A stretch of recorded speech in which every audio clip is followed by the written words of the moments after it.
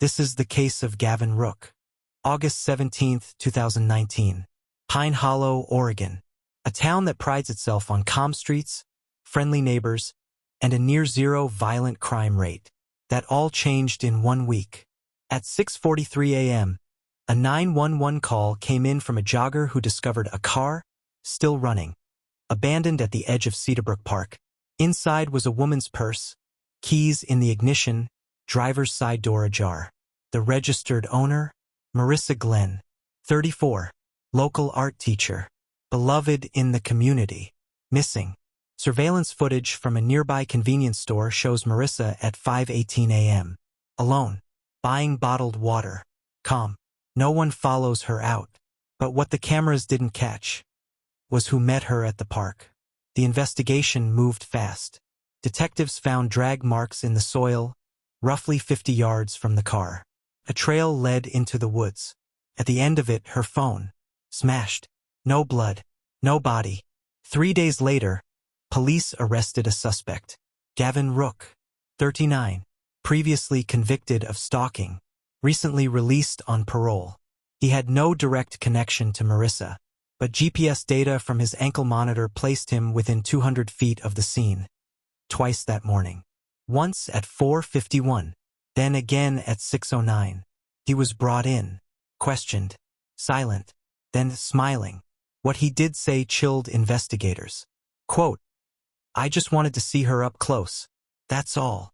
Gavin was charged with aggravated stalking and obstruction. But without a body, no murder charge. Against the wishes of detectives, a judge granted conditional bail. Gavin walked out. 72 hours later, another woman vanished. Erica Mandel, age 29, works nights at a veterinary clinic off Highway 14. Never made it home. Same pattern. Car abandoned. Engine running. Belongings left inside. Drag marks into the woods. Phone destroyed. At this point, public outrage boiled over. Detective Amanda Ruiz, Pine Hollow PD, gave a statement on day 6 of the search. "We are looking into every lead. We're not assuming a connection, but we're not ruling it out either. But one man saw the pattern before anyone else. His name? Kyle Brennan, Erica's ex-boyfriend. Former military, quiet, observant, and 3 weeks before her disappearance, he filed a restraining order against Gavin Rook. His reason, quote, "He watched us from the woods. Sometimes, I think he wanted me to see him watching." Brennan brought forward photos, blurry, low-res, but one image stands out. Taken at night, from Erica's backyard. A man's silhouette, barely visible, standing under a porch light, unmoving. Police revisited Gavin's residence. Inside, nothing. Clean. Too clean. But hidden in his detached garage, something else entirely. A room. Soundproofed. Walls lined with newspaper clippings. All women. All from the county. Most unsolved. A map with pins, dates, and a corkboard covered in what looked like plans. At the center, a Polaroid of Marissa Glen. She's tied to a chair. Eyes open. Behind her, the date written in marker. August 19th. 2 days after she disappeared. Gavin was rearrested. This time with enough for a murder charge. But the trial stalled. Evidence mishandled. Chain of custody broken on the Polaroid.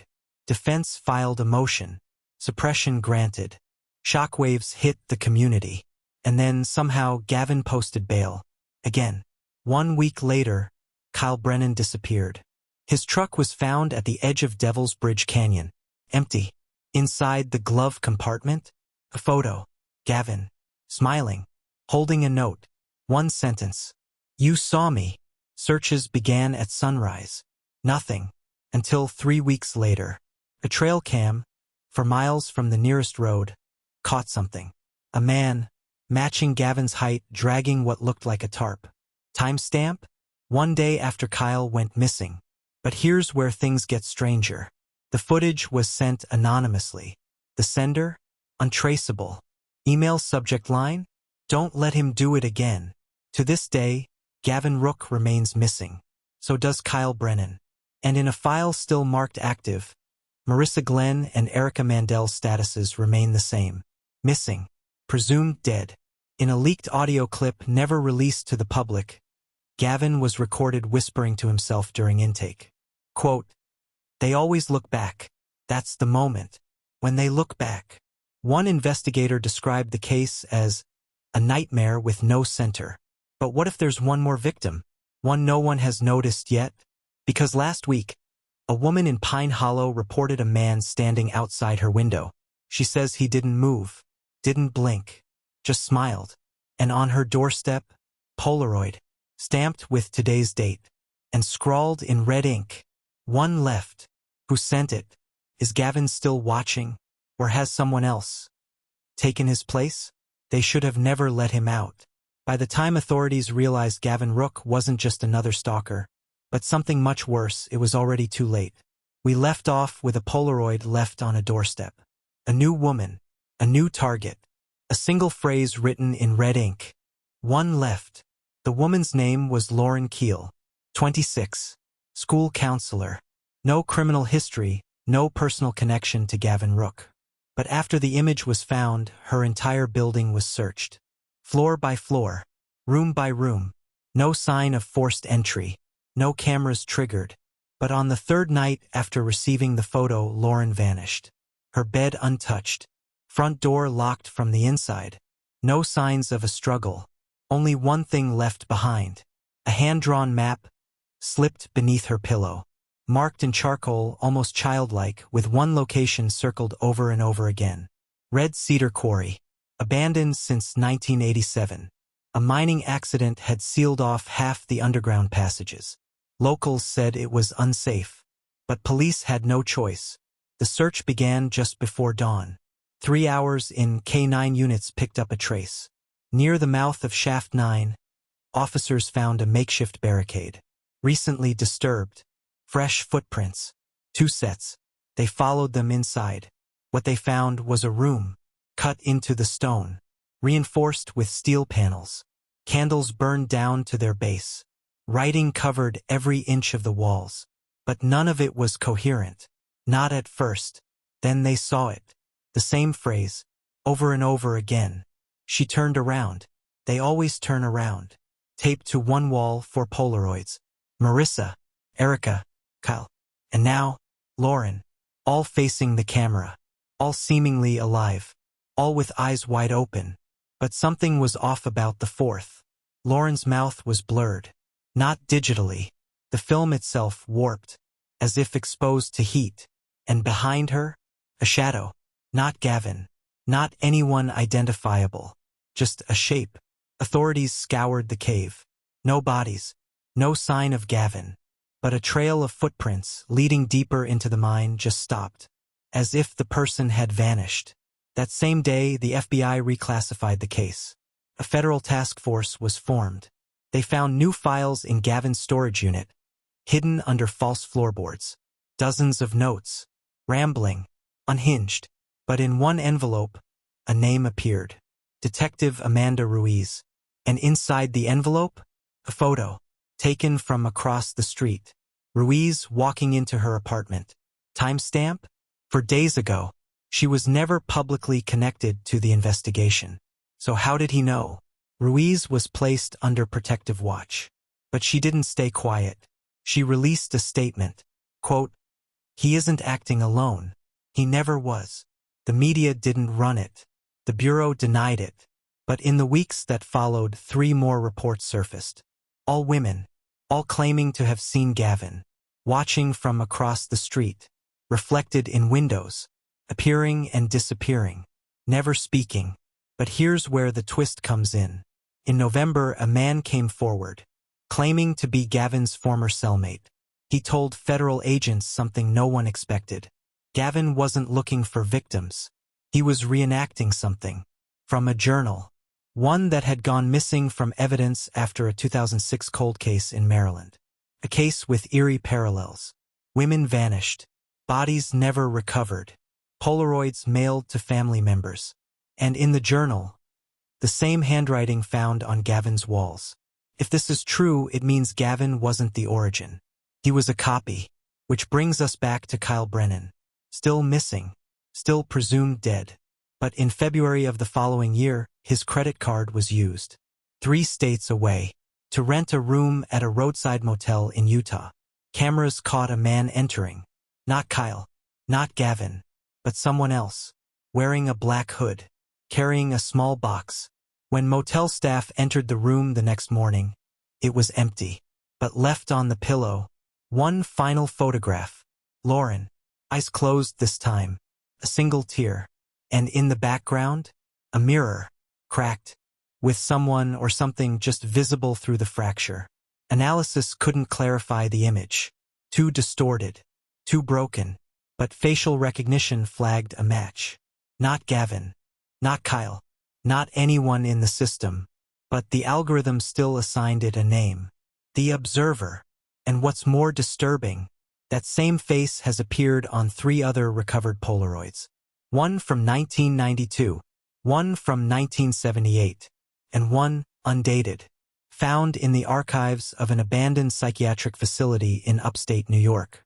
A facility where Gavin's mother once worked. Her name? Dr. Evelyn Rook, psychiatrist, specialist in dissociative identity and delusional projection. And her patient record? Classified, sealed by court order. The only surviving note from her files reads, "He believes he's watching himself, but it's not a mirror. It never was."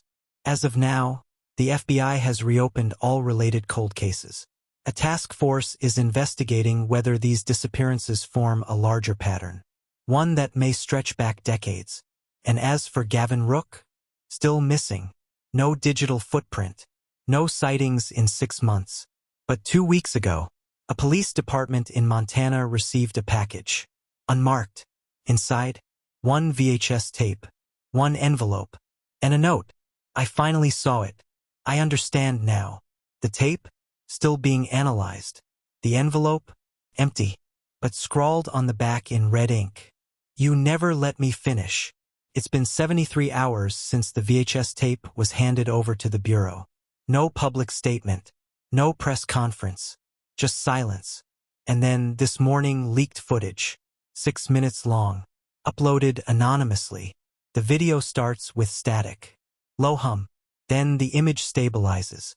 A dim room, wood-paneled walls, an old television in the corner, and on the screen within the screen Gavin Rook, alive, speaking directly into the lens.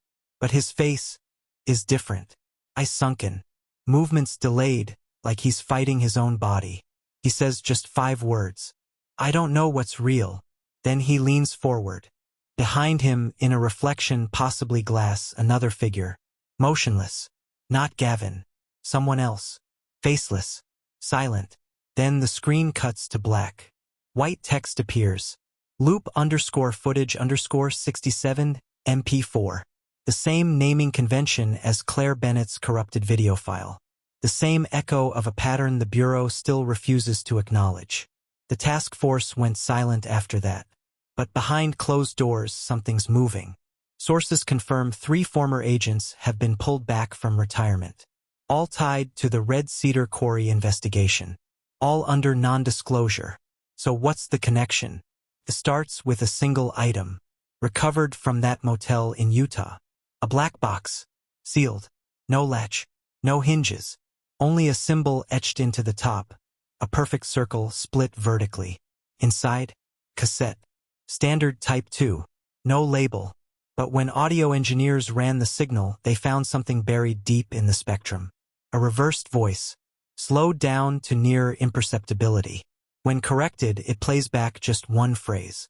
They think they let me out. And in the background, a sound barely audible.